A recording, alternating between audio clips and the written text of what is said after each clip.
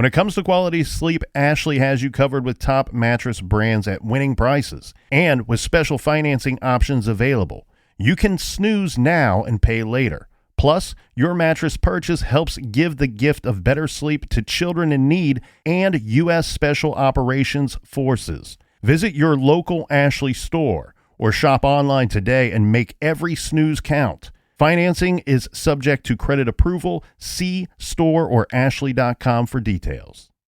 Welcome back to our studio where we have a special guest with us today, Toucan Sam from Fruit Loops. Toucan Sam, welcome. It's my pleasure to be here. Oh, and it's Fruit Loops, just so you know. Fruit? Fruit. Yeah, fruit. No, it's Fruit Loops. The same way you say studio. That's not how we say it. Fruit Loops, find the loopy side.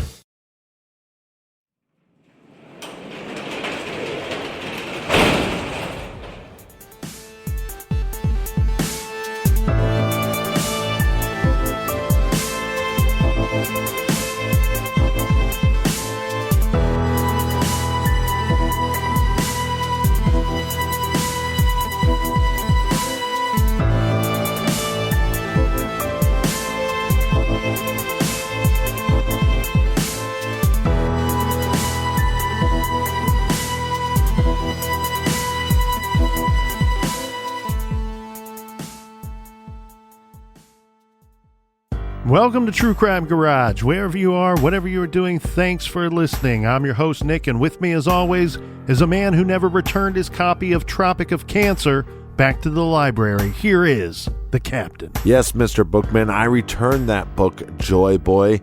It's good to be seen and good to see you. Thanks for listening. Thanks for telling a friend.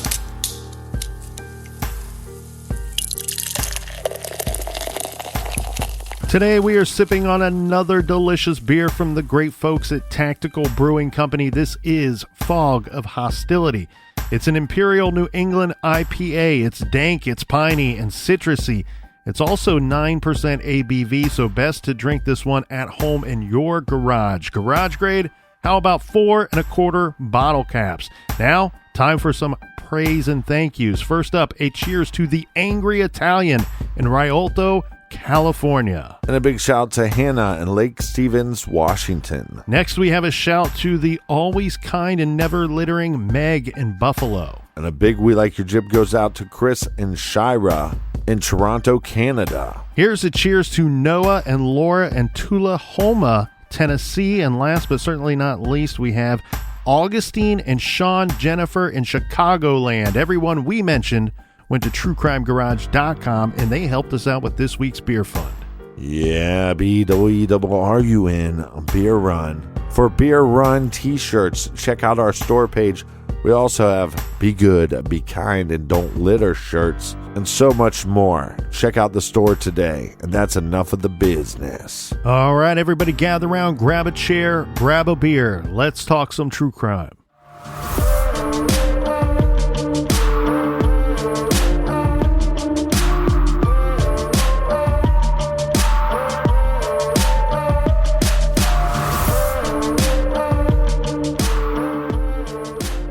On March 14th, 2000, it's now been 1 month since 9-year-old Asha Degree disappeared. On this day, Asha's parents appear on the Montel Williams TV show. The Degree family, along with Asha's basketball coach, his name is Chad Wilson, they did interviews on the Montel Williams show that aired that day. And we also have America's Most Wanted and the Oprah Winfrey Show that did segments on the case as well.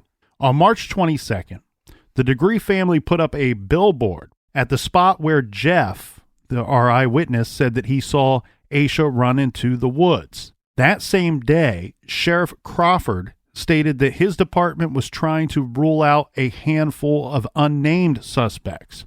They contacted local sex offenders, spoke to everyone who may have had contact with Asha. The FBI created a psychological profile of Asha's abductor, which has never been released to the public.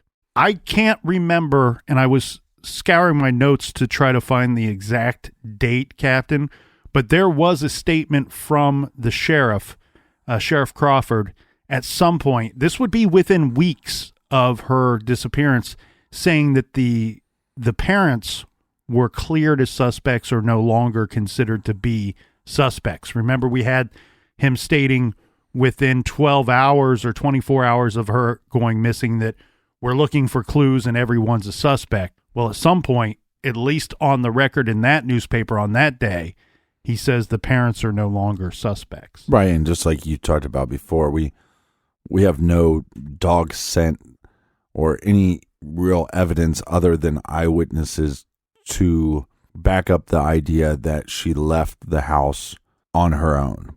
Now how she did that, I think that is debatable, but we know that at some point we have to trust these eyewitnesses because there's so many of them and all their stories seem very similar. Not only are the stories similar, they're reporting these independently of one another, which adds to the credibility. And then when you go to the areas where they're saying that they saw Asha, we're finding Asha's belongings. Right. So, I mean, this happened. I mean, yeah, confirmation of the eyewitness accounts. Right.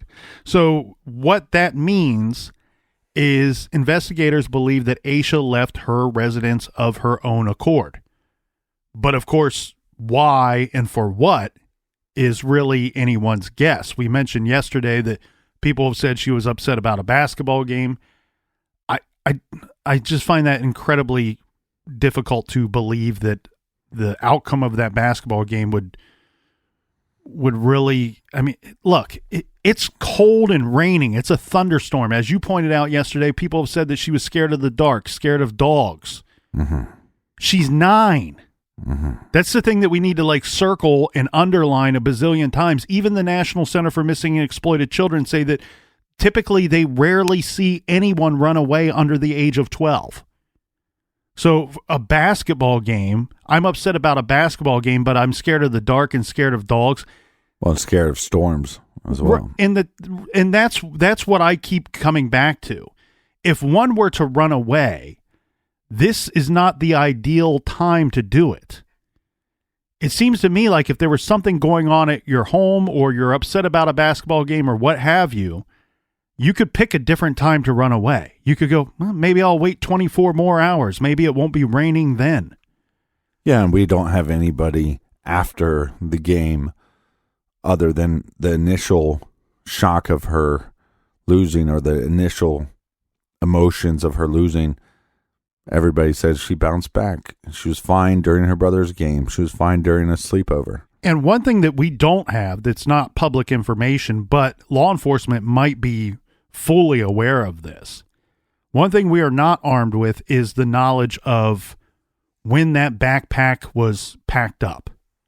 That could be fairly important. And we got to keep in mind, too, law enforcement may know this because they're not going into this blind. She's a 9-year-old child. Her parents are very involved in her life. Mm-hmm. It's very easy to go to mom and dad, especially within those first few hours. These are the questions you're asking. We need to try to determine what she may have taken with her.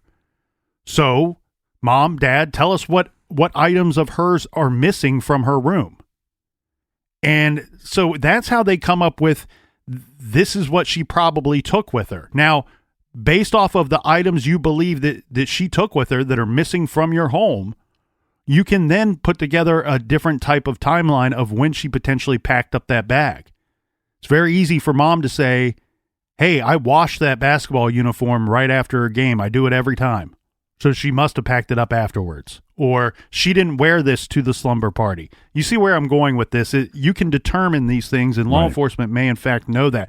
My suspicion here, one thing that's been pointed out is that her 4th grade class at Falston Elementary School, they were recently reading the Whipping Boy book, which is a book that I remember we read when I was a kid. Well, when I was a kid in school. This is by Sid Fleischman. The book centers around a story of a prince and a common child who receives lashes on behalf of the prince. So if the prince does something bad, it's the common child that gets physically punished for this. The two create this unlikely friendship, and they decide to run away together, and they go off on some adventures, and then they both return safely later. So some people pointed out maybe this is a possibility. Maybe she's going off on some adventure. I don't know. I feel confident about certain things in this case, and what I can say is I feel confident that for her to have left in the middle of the night under those conditions, weather conditions, she's either A, running away from something, or B, running to something. There was something that was of urgency that required leaving that night. Yeah, I disagree, but we can argue till we're blue in the face on whether or not she was sleepwalking or where she was heading to. I just don't know what would be so urgent, or what kind of con somebody would have to coax this girl out that's afraid of the dark, afraid of storms, afraid of dogs, 9 years old, to leave her house in the middle of the night without telling anybody. In the summer of 2000, just a few months after she went missing, there was a major tip that came in for the case, and this came out of the county jail in Mecklenburg. An inmate, his name Baron Ramsey, started making collect calls to the Charlotte Observer and the Cleveland County Sheriff's Office, insisting that he knew what happened to the girl. He's 32 years old at the time of this event. He says that he and another man were heading back to Shelby, driving on NC 18 in the early morning hours of February 14th, this after buying drugs in Hickory, which would be 28 miles north of Folston. 9.1 miles of that would be on this highway of NC 18. He says that the other man was driving a pickup truck and that they struck a girl as she was crossing the road. He says that the girl was still alive when the driver put her in the back of the pickup. Ramsey says that the driver dropped him off at home and left with the girl. A few days later, Ramsey said that the man returned to take him fishing on Moss Lake near Kings Mountain. Ramsey says that he helped the man. Obviously, he knows this man's name. It's just not printed in the paper. He helped the man dump the now dead girl's body in the lake. The Kings Mountain area is about 19 miles southeast of Folston, of Asha's home. Mm-hmm. Ramsey says he was reporting this months later because, one, his conscience was bothering him, and two, he's facing a long federal prison stay, and he was hoping for a deal. Ramsey robbed a Bessemer City bank in April of 2000, so after the girl went missing. Investigators searched NC 18 for car parts and found nothing. They're looking for evidence that there would have been a hit and run or some type of accident. They were doing that the day that she went missing and the day after. They, based off of his statements, they dragged Moss Lake twice and even used an infrared underwater camera and dive teams, but found nothing. They found zero. Yeah. No evidence of Asha at all. In October of 2000, they moved the inmate. They moved Baron Ramsey to the Cleveland County Jail because Ramsey tells them, hey, let's put me here. We can arrange for a meeting with the driver of the pickup that hit the girl and had me help him dispose of her body. Yeah. We can have him come and meet me here. Okay, so they move him to this Cleveland County Jail. Once he's there, Ramsey, along with other inmates, they plan to escape, but somehow the guards figure out their plan and they stop this escape plan. Yeah, because they figured out they're dumbasses. So the authorities are left wondering, look, she's not where you said she was, or not where you said we would find her. Was this all just a lie so you could get to Cleveland County Jail and try to make an escape? And if you can't make the escape, is this like a really good plan? Because then maybe you could throw this other guy under the bus and receive some type of deal from us, whether we found her or not. Typical criminal. The authorities say that they were suspicious of him from the get-go. They were suspicious of him, especially after this escape plan was discovered. And he failed several polygraph tests in regards to the information that he provided to law enforcement. So it doesn't seem like there's anything really here. In fact, authorities have been on the record stating that they do not believe Ramsey at all, and they think he had nothing to do with why she is still missing. And her family has said the same thing too, that they just don't believe this Ramsey guy's story. Yeah, but the point of contact though makes a lot of sense to me, because you hear about, you know, in the Mara Murray case or a Brian Schaefer or something like that, where, oh, well, maybe they just got hit by a vehicle and then somebody had to dispose of the body. Well, what would be the motive? Well, when the guy's telling you, well, we had a bunch of drugs and we're criminals anyways, and we got a bunch of drugs, and now we got this girl that we hit. I wouldn't believe that you would find a bunch of evidence, because she's 9. She's small. How much damage is she going to do to that vehicle? So the story starts out as plausible, I believe, plausible enough where the cop said, we got to see where this goes. But like you said, the story starts falling apart pretty quickly. Well, yeah, and if you're going to hope to receive any type of deal at all, or even if you're just trying to do some good, at the very least, maybe her body could be where you say it's going to be. Yeah. That would be a good starting point. We know that not to be the case. On August 5th of that same year, she's now been missing for several months, and Asha would have celebrated her 10th birthday. February 14th, 2001 gets us up to the 1-year marker. Asha's now been missing for 1 year. Her parents, have their 13th year wedding anniversary, and they said to the papers, you know, that's something we will no longer celebrate. Of course, we're still married, still in love with one another. We just cannot celebrate anything on that day going forward. August 3rd of that same year, 2001, Terry Fleming, he's the owner of Precision Grading. He's working on a construction project in neighboring Burke County. He uncovered Asha's missing book bag. And how does he know that it's hers? Well, it has her name and telephone number, and some reports state her address as well, written in the bag. Hey, and how far away was this from where she went missing? Okay, so the book bag was located more than 26 miles from her family's home. So this would be north. This is in a different direction from where she was seen walking that morning.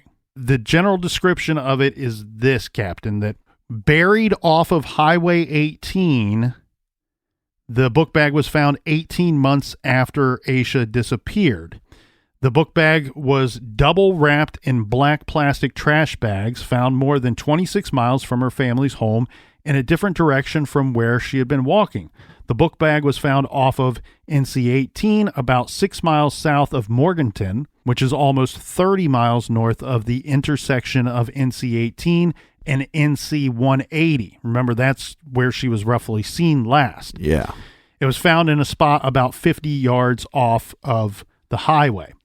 Here's a full description of what was found in the bag, although I would like to throw out a buyer beware here, as I don't think officially there was ever a full inventory of what was in the bag that was released to the public. But online, this was the most comprehensive list that I could find, so I thought it was worth mentioning. So they say that Asha's black book bag and black Tweety Bird purse were missing from her room after she disappeared, along with a pair of blue jeans with a red stripe, black sneakers, a long-sleeved white shirt with purple lettering, a red vest with black trim, black overalls with Tweety Bird on them, and a long-sleeved black and white shirt. Also, we have Asha's house key that would have been in her book bag. Now, of course, investigators searched this area for several days after this find. I mean, this is a major find in the investigation.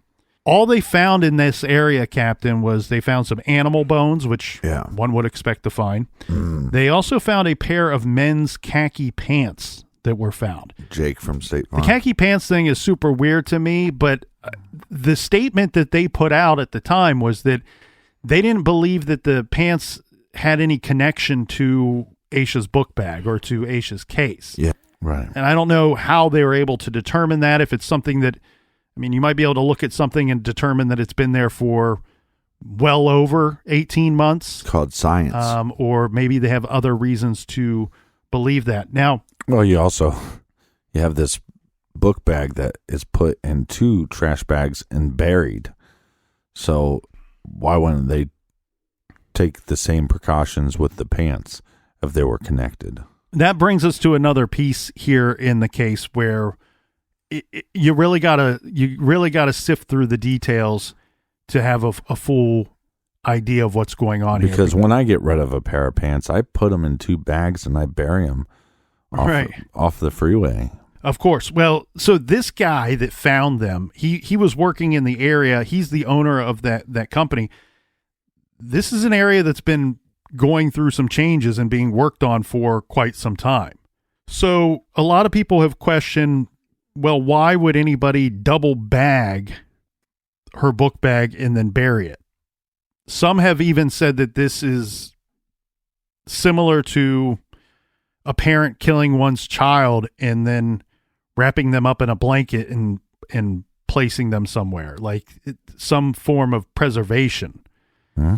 And no, I think it's to possibly guard from scent dogs or something. Well, the other thing too is people say, well, if someone killed her, why would they bother double bagging this item before burying it? Was it so that they could retrieve it at another time to preserve it as some kind of trophy? Or to not get caught? I think what I go to is the sheriff's statements at the time, and I found this to be very interesting because the story that's lived on for 20 years is that the bags were found buried 50 yards off of the side of the highway.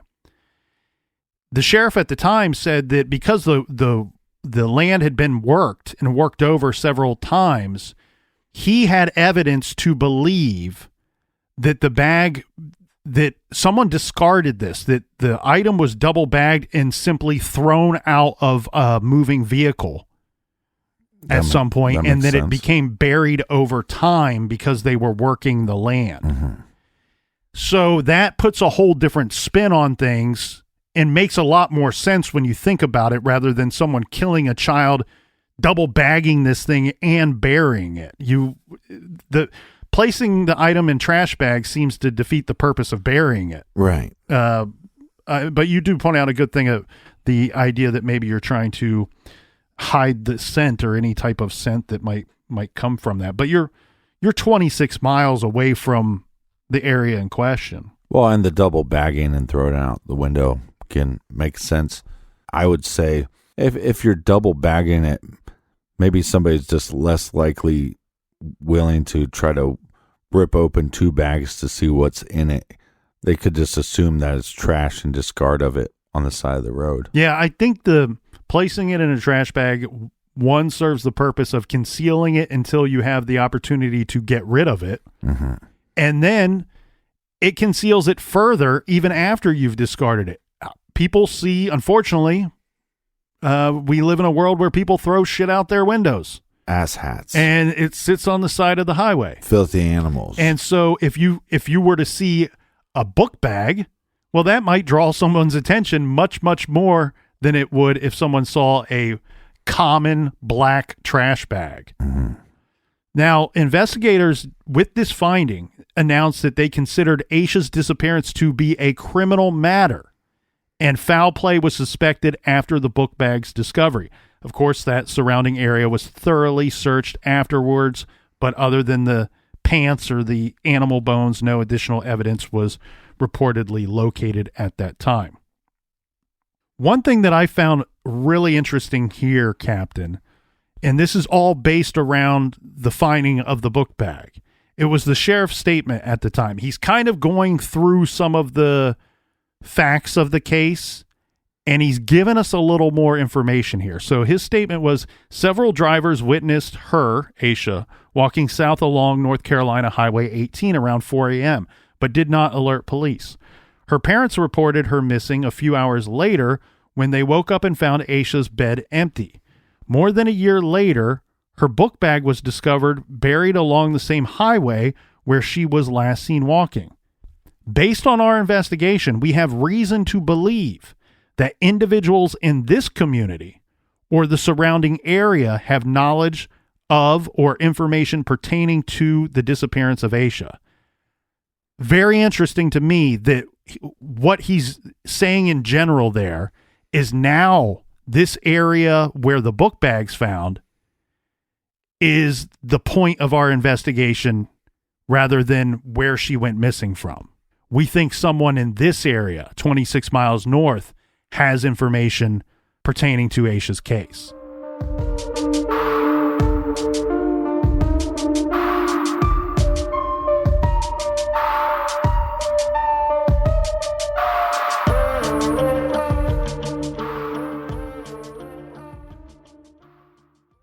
This show is sponsored by BetterHelp. Do you look forward to the holidays? Maybe you struggle with seasonal blues.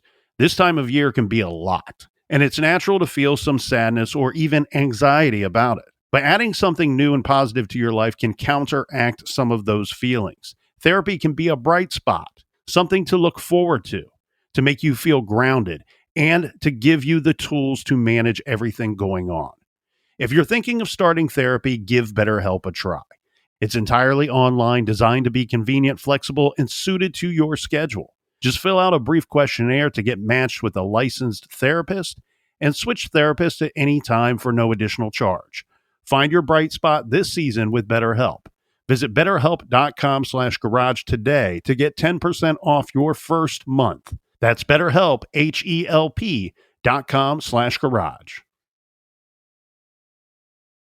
Rosetta Stone is the language learning program with a lasting impact. I've been using their app to learn French, and it's not just about memorizing words, but actually having real conversations. And it's not just French. They offer 25 languages. Right now, Rosetta Stone has an awesome holiday deal, 50% off their lifetime membership. Every language, unlimited access forever. For anyone keen on diving deep into a new language, check out rosettastone.com. It's a game changer. Major phone carriers make you sign contracts with rigid data plans to trap you into a kind of forced phonogamy. Sounds pretty insecure if you ask me. At Consumer Cellular, we believe in a more consensual and healthy form of phonogamy, free of contracts and more flexible to your data needs. This way, you stick around not because we force you to with contracts and fees, but because you love our phone plans. Like ardently love our phone plans. Phonogamously. Consumer Cellular. When freedom calls, we're here to answer. Call us at 1-888-FREEDOM.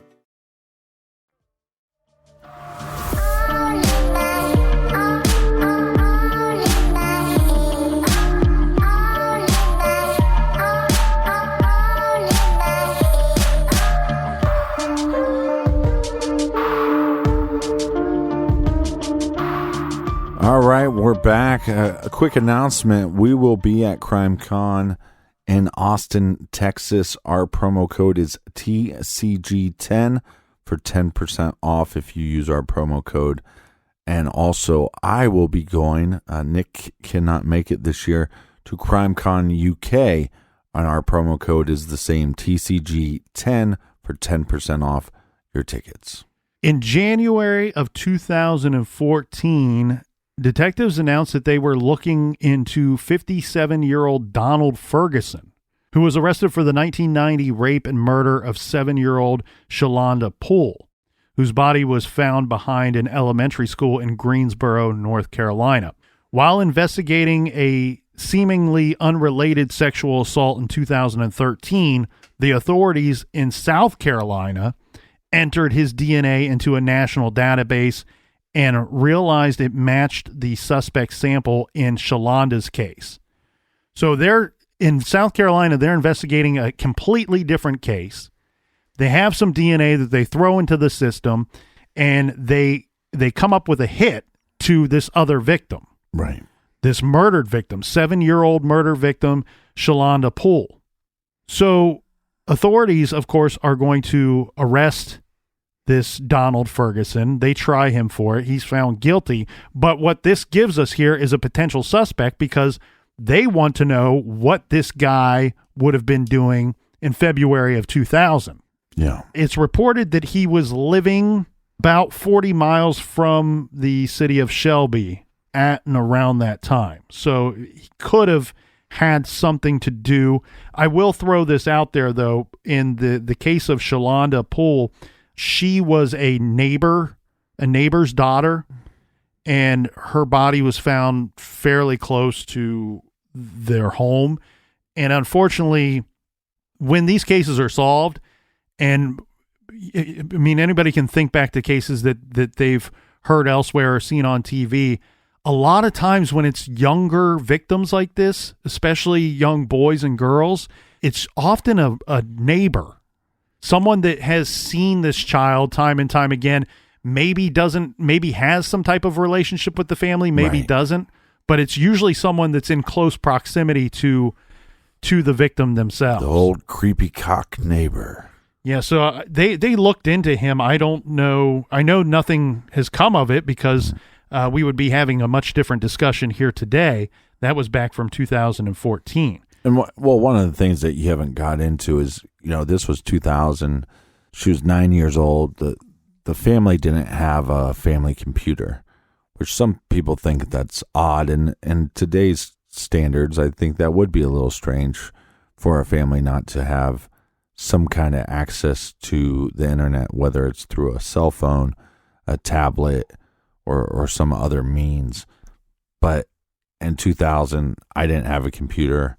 I don't think, my parents were divorced, and I don't think either one of them had a computer at the time, or one that was working well, or had easy capabilities or easy access to the internet. So the grooming, or the possibility that some pedo was in contact with her to get her to go out of her house that night, would be somebody that the family would have had to know. And again, I don't think there's any evidence or was that. Connected to circles that the family would know about. Her school, Right. the church, the basketball team. Yeah, you're right. If some creep lured this kid out of her house, he didn't use it. He didn't do it via computer into the home. Right. And you're right. There are people that like, I've heard it and read it time and time again. People say Asha had a very sheltered life. Yeah. No, they just didn't have a computer. And think about how sheltered this is. A couple days before she goes missing, she's at her aunt's house, and then the next day she's at the basketball, and then she goes to her brother's slumber party that has almost a dozen kids there. She's in Bible study classes, plays on the basketball team. She goes to school. Right. This is not a sheltered life. This is an extremely normal life.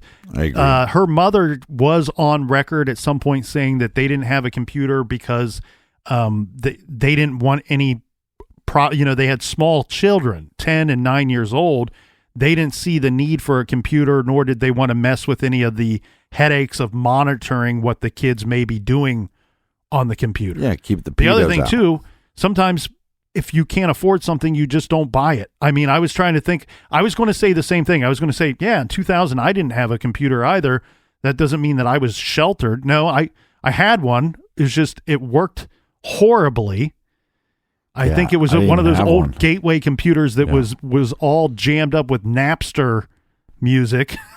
Yeah, Napster music and porno. And you know what? And I couldn't afford to replace the thing because I didn't make good money and they were expensive. So it doesn't point to a sheltered life, in my opinion. Well, you should have told your girlfriend not to download all that porno. All right, back to the case. So we have the FBI that comes out and they announce a suspect vehicle, which is believed to be either an early 1970s Lincoln Continental Mark IV or possibly a Ford Thunderbird, green in color with rust around the wheel wells. Yeah, I mean, look, if you take these two cars and put them side by side, they look like the same car, just maybe a like this was the newer model and this is the older model, but they are different cars by different manufacturers. Yeah, very similar vehicles. I can understand why, if somebody's reporting this to authorities, that they wouldn't be able to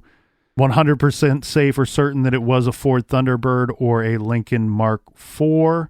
What I do find extremely interesting about this tip is, look, she went missing in 2000. This is reported to be an early 1970s vehicle. That makes it not one of a kind, but fairly unique. Yeah. Where if you could find this vehicle or get a direct link to this vehicle, you're going to have a bigger piece of the pie to work with if you're an investigator. Now, one thing that I find weird is that there's no specifics given on where this new information came from. And I want to put new in air quotes there, air quotations there. New information. Is this something that they had for years? Or was this, in fact, new information? Because I've seen a lot of people argue that, because it could be something that they had, a tip that they had early on, and now that they're pulling this out of their back pocket. And look, and you know, we see this all the time, and we've heard John Douglas talk about this. These law enforcement agencies need to sometimes make a decision early on. Are we going to use the public for help or not? Mm-hmm. And if we are, then this tip, if this is not a new tip, but something they had early on, this is something that would have been better on to know early on, because it's pretty easy to get rid of a vehicle. Well, and that's going to be my major hang-up with this case and with the investigation itself. Now, when in their press release, what is stated is that the vehicle was occupied 2 times. I don't know what that means. The sheriff at the time, this is Alan Norman, also said that the car was discovered by legwork. Because they want to know where this new information's coming from. Right. It was discovered by legwork between the sheriff's office investigators and the FBI, but would not go into any further detail about the new lead. The direct statement is that Asha may have been sighted getting into a distinctive dark green vehicle, early 1970s model car, on the night that she was last seen. The vehicle, which had rust around the wheel wells, again, is thought to have been a Lincoln Mark IV or a Ford Thunderbird. Those photos, pictures, examples of those vehicles come up pretty regularly if you just Google Asha Degree's name. Yeah, we'll post those on all social media, Facebook, Instagram, and Twitter. This is going to bring us up to October 2018. This case just leaves me shaking my head for many, many reasons, and I don't want to sound like I'm Kermit the Frog being uber critical of the sheriff's department, but I just can't help but I just don't understand this investigation. This is when the Cleveland County Sheriff's Office detectives appealed for information from the public about 2 items of interest. This was a book. This is McGilligan's Pool, which is a children's book by Dr. Seuss, and a New Kids on the Block concert T-shirt. Now, an investigator said that these items are vital clues in the Asha Degree investigation. At the time, investigators would not say where these items came from or why they believe them to be vital clues in Asha in her case. It was later revealed that these 2 items were found in her book bag that was found in August of 2001. Mm-hmm. The book itself was later determined to have been borrowed, and we know this per a stamp inside the book. The book was borrowed from the Folston Elementary School Library in early 2000. The statement from the police and the FBI is that, Captain, I tell you, this makes me want to chug this beer and punch myself in the face. Or punch yourself in the nuts. Mm-hmm. They're stating that in the face, Asha did not check this book out. Mm-hmm. They're also stating that we don't know who checked it out because the records don't go back to the year 2000. holy shit, let's explore all of the problems with everything that they just said. You can tell me that you know that the book was borrowed from the Falston Elementary School library in early 2000, but you can't tell me who checked it out, but you can tell me that it wasn't Asha? That seems awfully bizarre. The records don't go back to 2000. Well, when did you start looking for the records? Because now it's 2018, and you're saying the records don't go back to 2000. If these items did come from the book bag like your website says, you found these items in August of 2001. You mean to tell me that the Falston Elementary School didn't have records of the previous school year then? Right. And if they didn't, again, how can you tell me that she didn't check out the book? It's absolutely just okay, but the book, bizarro. Yeah, but the book to me is not that big of a mystery. She checked it out, or somebody else checked it out, but she had that book. I believe she probably had that book at her house when she left that night, and it was in her book bag. The item that baffles me more is this New Kids on the Block shirt. It almost looks like a nightie on some level, and maybe she could have got it from somebody at that slumber party, but because the only record that I have of anybody talking about the New Kids on the Block shirt is her parents saying that wasn't her shirt. She didn't own that shirt. Okay, well, she was at a slumber party with how many people? But they, again, I mean, you would think they would show that to all persons involved to determine that it wasn't hers, which is that's been the general statement that, and that's what was weird about when the book bag was found originally back in 2001. There was a statement by the sheriff saying, when asked what was in the book bag or in the trash bags, he says something like 90% of 90 or 99%. I can't remember which one it was, of everything that was found belonged to Asha. And at the time, nobody knew what the hell that could mean. And then later we fast forward to 17 years later when they're telling us about this book that, and I get what you're saying. I think of much more importance is the New Kids on the Block t-shirt for the investigation. Yeah. I just find it incredibly weird that they would say, hey, this book was checked out from her school library, but she didn't check it out.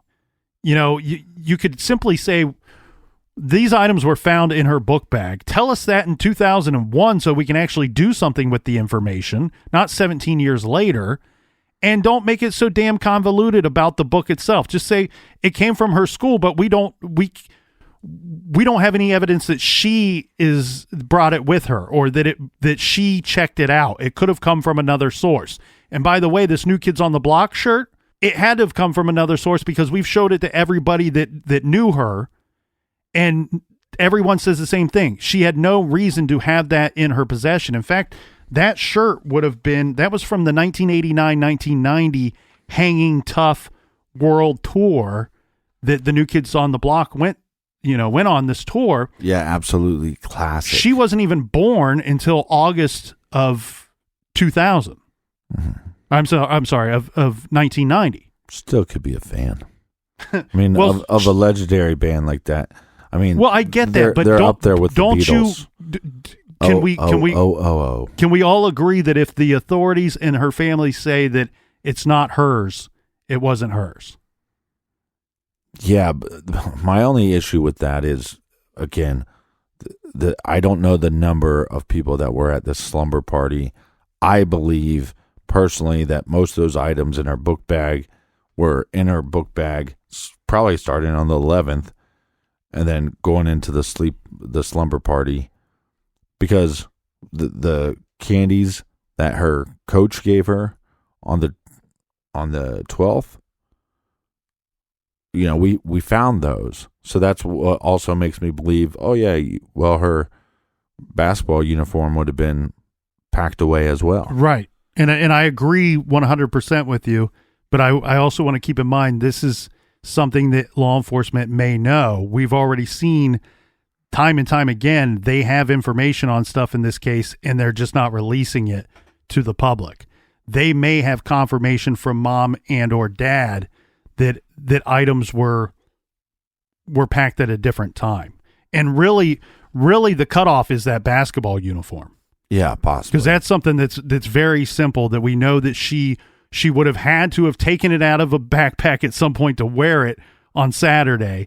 And did it go right back into the backpack afterwards, or was it washed and put away in her room? These are things that the parents and law enforcement would know at the time. Here's my big problem with this case. It's time and time again, I feel like the most crucial pieces of evidence are just being swept aside. It's almost like they're brushed under the rug. It seems like law enforcement, for the most part, believed that something weird was going on that probably involved foul play very quickly in this little girl's disappearance. They appealed to the public for help. They just didn't appeal to the public, I think, in the right manner. Right. Again, like you said, this case is really frustrating. I mean, one, why did she leave her house? Doesn't make a lot of sense. Maybe sleepwalking. Maybe she was lured out by somebody. And then all these items that don't seem to be connected to her, that nobody can connect back to her. A book, a nightshirt, and then this picture of this other girl. Well, we'll go through our thoughts in some better detail here in a minute. Before I want to hit on a couple of other items here, Captain. In November of last year, November of 2020, an inmate named Marcus Mellon, who is he's been convicted of sex crimes against children from 2014. Convicted piece of shit. He wrote a letter to the Shelby Star newspaper claiming that Asha Degree was murdered and he knows where to find her. So, of course, these claims were under investigation for many months, but not verified. Again, another problem with this case, though, is that road itself is, what do you say, 180 some miles? 145. Yeah, okay, so that's a lot of distance for even somebody to go, oh, yeah, we picked this girl up, and then eventually we put her remains back on that road or whatever. You know, if they're off by 10 miles, probably too much for the searchers to figure out. So in his letter to the newspaper, he wrote, Asha Degree has been missing for over 20 years. About 4 months ago, I had found out her whereabouts and what had happened to her. She was killed and then took and buried. I do know how and what town she is in. I hope you get this letter and do come see me. It's on the up and up. So it took a while for investigators they were saying that it was COVID that was slowing them down on interviewing, and it sounds like there was an outbreak where this man is being housed, where he was serving his time. So that seems very likely. But later, in fact, just very recently, I can't remember if it was days or just a couple weeks ago, but authorities came out and said, we've spoke to this inmate. We've looked into everything he said. It's not led us anywhere. We don't know if they're not questioning the credibility of the information as far as this guy believing what he's telling them. What it is that they figured out that this is all information that he's received second, third, fourth hand. Right. It's information that's traveled from person to person to person to person that seems to have worked its way to him. And by this point, it has no relevant information or anything that they can use for their investigation. Over the 21 years that Asha's been missing, there's been 3 different inmates that's come forward saying they know where she is and what happened to her. We discussed 2 of them in detail. The third one, I believe, took place in 2004, and I kind of skipped over that because it was really nothing. It was an inmate saying this is where her body can be found. They searched there and searched there and searched there, and it was just wasted expense, wasted efforts. They found 0 there, nothing. Right. So for me, Captain, when we talk about the thoughts and feelings and suspicions that we have in this case, the thing that really breaks my heart that I mentioned in yesterday's episode, some of these cases really get to you, and some of them it almost feels like the people aren't so real that they're, actors on a screen somewhere. But this one, what I cannot shake from my mind and from my heart is thinking about that young girl walking down the side of the street out in the country in the pitch black, cold and rain on her own. That has pierced my heart and will stick with me for some time. That breaks my heart to think about that. And then I keep going back to the idea of, okay, yes, there's a chance she might have been sleepwalking. I can agree with that. But if she wasn't, this is the act of a desperate person. She's either running away from something horrible or running toward something. And whatever it was, it had a sense of urgency. The storm was not going to stop her. The dark was not going to stop her. Whatever it was, she was going to go and carry out whatever mission she set herself on. And I know some people do, and I'm no smarter than anybody else. Definitely not. But I don't have any suspicions about Asha's parents or about the family. I don't see any evidence that there was anything weird going on. I really don't think she was running away from anything. I think she was very likely running towards something. And my gut will not allow me to feel suspicious about the parents. And look, I've called out parents in many, many other cases. Mm-hmm. Many other cases. Usually that's my go-to. When I first started reviewing this thing. My go-to is normally the parents. Well, when I first started reviewing this, I thought, how could it not be the parents? Or one of the parents? Yeah, but what's interesting, I think sometimes you have to have the eyeball test and the earball test. And like you said, you can go look up interviews they've done with Montel Williams, with Oprah Winfrey, being on America's Most Wanted. A lot of times, too, they might seek out local publicity for a case, but if they're in on it, a lot of times the parents will shy away from a bigger national attention. Nothing that they say to me, or I mean, there's really nothing that they have said ever that I ever felt it was suspicious in any way. And I know they both took polygraph tests and passed those and allowed in the court of law, but it's like, well, police use those as a tool, and they passed both of them. And to me, they passed the eyeball test and the earball test. And it's 21 years later. If it were the parents, usually that's a very easy conclusion to come to for law enforcement. We wouldn't be sitting here having the same conversation. And then you have to believe, let's say you do suspect the parents. Well, then you have to convince yourself that somehow there's just some coincidence that Asha or someone matching her description was seen walking alone in the middle of the night on the side of the highway by multiple people, and that somehow her belongings ended up in this tool shed, and that somehow her book bag was double bagged and thrown out the side of the highway 26 miles north of that. Yeah. And what I think here that this is going back to the chugging a beer and punching myself in the face. The thing here that I cannot get over, Captain, is, you hear the old saying, don't bury the lead. Sometimes with journalism, the most important part of the story was 3 paragraphs down, didn't even make the headline. I feel like when I review this investigation that, unfortunately for Asha and her family, I feel like investigators and journalists have managed to bury the lead time and time again, and it makes zero sense to me.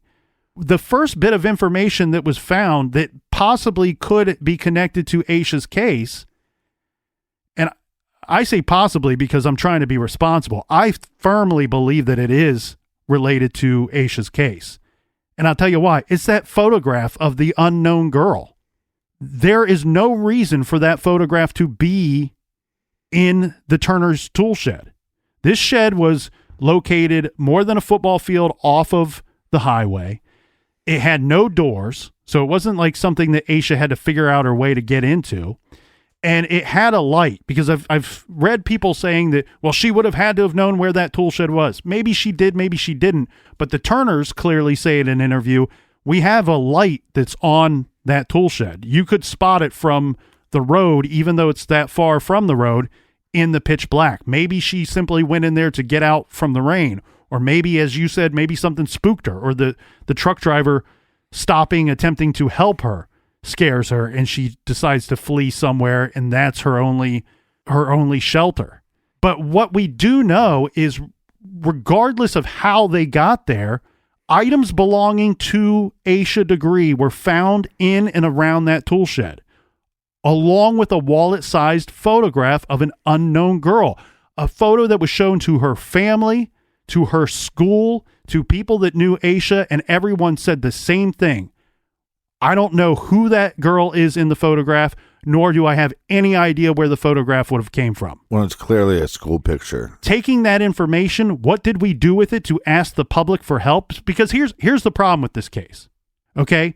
The book, the library book, it's quite unique. And in fact, that stamp putting it at the Folston Elementary School makes it one of a kind.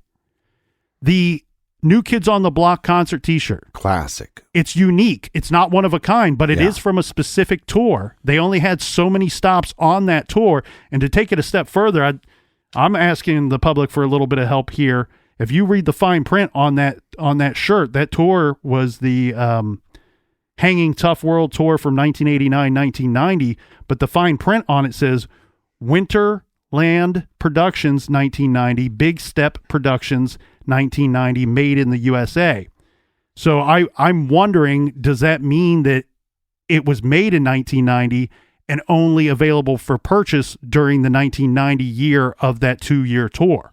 A good point. If anybody has any information about that, let us know. So that item is not unique, but I mean, not one of a kind, but it is unique. Right. Right? The cars, the description of the vehicle. Very unique. Not one of a kind, but again, unique. What is unique? What is one of a kind? Sorry, I'm jumbling my words like crazy. What is one of a kind here in this story, no matter what? You cannot shake it. Is this little girl that's in this other photograph. Mm-hmm. She is one of a kind. We've not been able to identify who that person is. And you know why we haven't been able to identify her is because I don't think hardly anybody's seen this damn picture. When they put it in the newspaper asking for people's help, it was at the bottom of page 75. Well, and that's why the Prosecutors Podcast reached out to us to cover this case. That's where I get all my news, the bottom of page 75 on a Thursday. If you really wanted to locate this girl or people that know this girl or where potentially this photograph came from, you got to get it out there to the public. It's not a picture of Asha. It's not anybody that knows Asha is saying that they know this little girl. It would have helped if it was on Oprah's show. Well, I have not seen the segment on Oprah's show, nor did I see the segment on America's Most Wanted. Mm-hmm. But very, very little remains of this photograph. In fact, there's a lot of reports about Asha's case to this day that don't even include the photograph being ever found or mentioned anywhere. Can you send me the photograph real quick? I will send you the photograph, but this is on law enforcement. This photograph should have been, you remind the public over and over again, we're still looking for Asha, but we're also looking for information on this photograph. It's not just coincidence that this photograph is found with her belongings in the same area on the day that she goes missing. Yeah, but law enforcement's people, and people make mistakes. And thank you. Thank you. But also, of course, I make mistakes too. But also, we don't know what information that they have that is not released to the public, so we don't know what. It's really hard to say. I think sometimes to go, oh well, if it was me, I would do this. Well, we're also looking back on. Right, but we also know that according to their own statements that they sat on that book and the New Kids on the Block shirt for 17 years. How long did they sit on the information about the car? And like you pointed out, if we're going to ask the public for help, let's ask the public for help. Well, I think that's where law enforcement they dropped the ball. And here's the thing. I understand more than... No. It's not always dropping the ball. I think it's what strategy are you going to take? If you're going to ask for the public's help, then you need to go with that strategy full force, not half-ass it. And I think some of these why is it that we can look back on some of these investigations and just go, man, this seems like a chaotic horse shit? It's because they didn't pick a strategy and just go with it. And then you see these items come out 20 years later and you go, nobody's going to remember that. Or half the people that would remember that, they died 10 years ago. Right. And I know better than most and understand better than most the idea of withholding information to save the integrity of your investigation and the integrity of your case. I really freaking get that. The problem, though, is what I have here is what we're dealing with today in this case. There's information that could have been put out there in a better way, in a more timely manner, that could have led us to a better situation than where we sit today. Okay, so maybe you run the risk of not being able to get a conviction because you released too much to the public. You don't know what else you would find using that information. What else you would find to get that conviction based off of the information you released. The other issue, too, is, and this is her mother's words, she's having a hard time grieving for her daughter, who's been gone for 21 years. There's no body. There's no gravesite to go to. At the very least, it's not what anybody would want, but justice, finding this girl alive would be amazing. That's the goal. Justice for this girl, if something terrible happened to her and she's no longer with us, is the second goal. But at the very least, maybe we could find the remains for this suffering family, and we would still be in a better situation than we are here today. So I think that law enforcement, and I think that the media, in a weird way, intentional or not, buried the lead here on this case. I think there was a lot of good information out there that could have helped, been provided to the public in a timely manner with better detailed information. Something good may have come of it. Now, we want to point out some things here real quick, and this is a quote from Asha's mother, Aquila, who said, "We're hoping and we're praying that she's had a halfway decent life, even though we didn't get to raise her. She was 9 years old, and she'll be 30 this year." So this is from an interview about a year ago. "So we've missed everything, but I don't care. If she walked in the door right now, I wouldn't care what I missed. All I want is to see her." Now, the FBI continues to offer a $25,000 reward for information leading to the person or persons responsible for Asha's disappearance. The community and the sheriff's office are offering an additional $20,000 reward, bringing the total reward to $45,000. If you have any information about Asha Degree, please call the tip line at 704-672-6100 or the National Center for Missing and Exploited Children at 1-800-THE-LOST. That's 1-800-843-5678.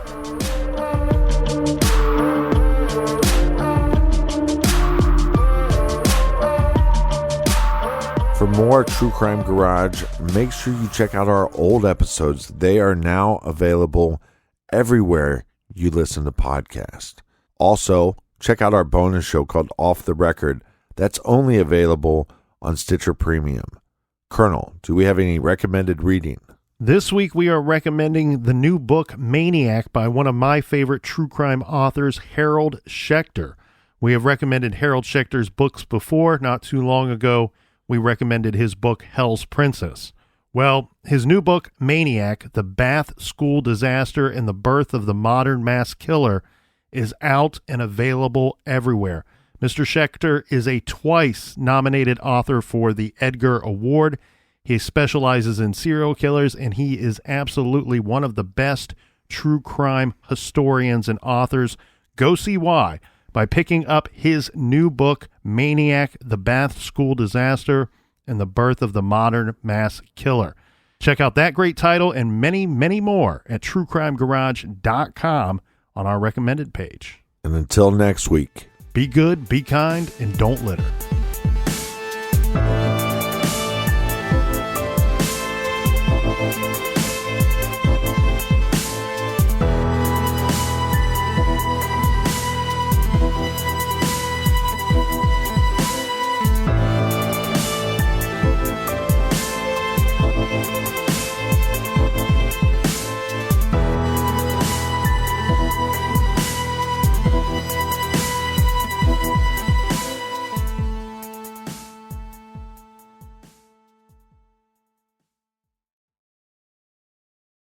you can live out your MasterChef dreams when you find a professional on Angie to tackle your dream kitchen remodel. Connect with skilled professionals to get all your home projects done well. Visit Angie.com. You can do this when you Angie that.